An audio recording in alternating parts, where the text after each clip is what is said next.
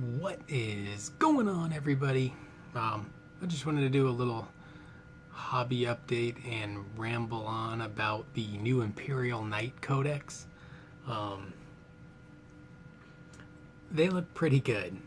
So, how you should prepare if you play an Imperium army and you plan on buying one of the new Imperial Knights, or you have an Imperial Knight, or you're thinking about adding some Imperial Knights, is this next week make 1,300 point armies or 1,200 point armies, and then that'll give you almost exactly the right amount of room to plop in some of those big baddies.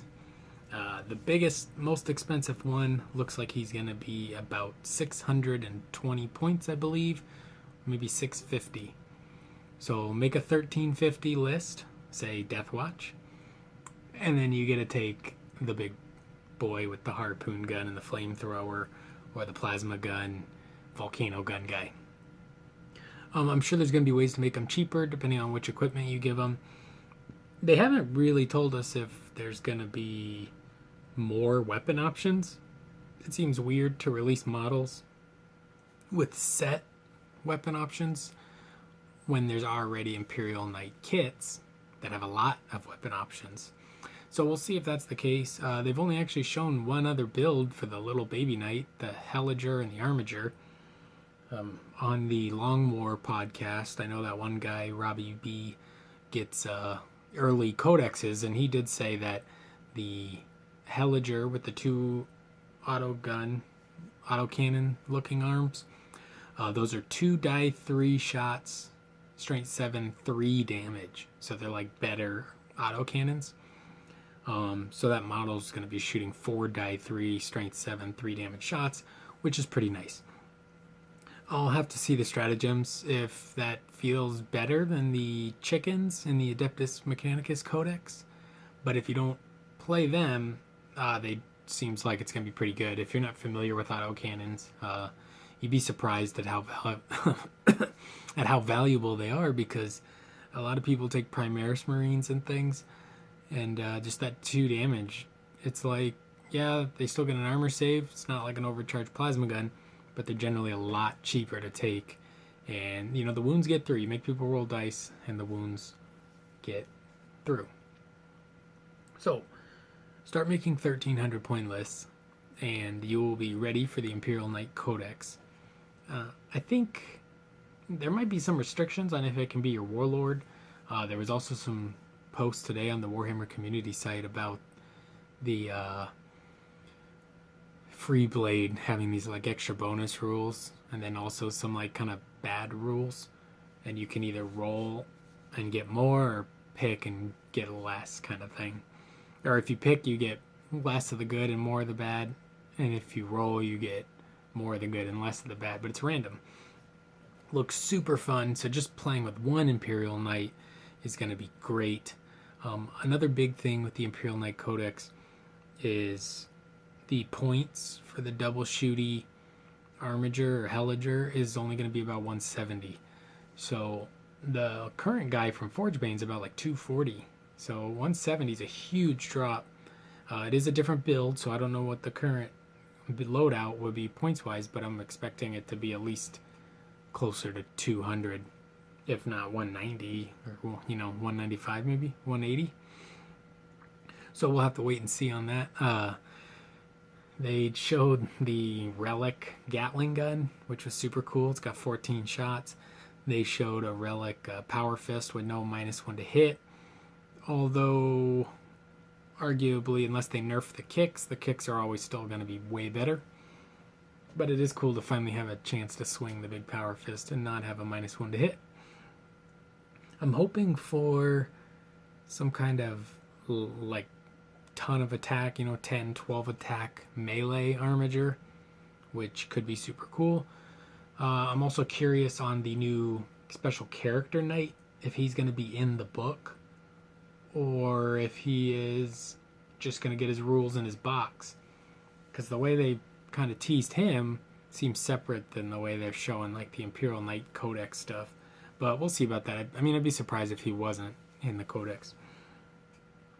a hobby update for you guys. Also, please subscribe and go to my giveaway video, which I will be drawing tomorrow, and you can win. Well, I'm not sure where I put them, but I'm giving away 2 blister packs of some old orc ludas with combi weapons, I believe, Death Skull ludas.